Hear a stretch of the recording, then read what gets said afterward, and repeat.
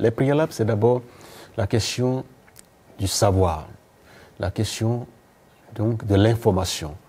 Comment est-ce que l'on peut savoir qu'on est en présence d'un objet de la propriété intellectuelle qui mérite protection?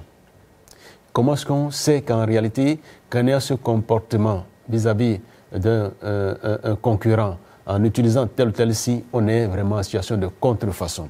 Parce que ça peut coûter cher pour les entreprises qui exploitent illicitement les signes de notre concurrent pour accompagner les services. Lorsqu'ils seront appelés devant le juge de la contrefaçon, cela vraiment peut leur coûter tout le chiffre d'affaires. Et donc, pour s'éviter ce genre de soucis, il est important que les entreprises et les individus tout court se forment et s'informent sur les questions de la propriété intellectuelle pour savoir comment est-ce qu'on y accède et comment est-ce qu'on peut garantir les droits quelconques qu'on aurait pu avoir sur tel ou tel objet de la propriété intellectuelle. C'est important qu'on ne puisse pas continuer en ce moment et en ce siècle comme des ignorants. La propriété intellectuelle étant vieille elle-même de la création de l'homme, on doit pouvoir, comme on le dit, l'assimiler, on doit pouvoir savoir ce que c'est et pour en faire, comme on le dit, une bonne utilisation et simplement un bon usage.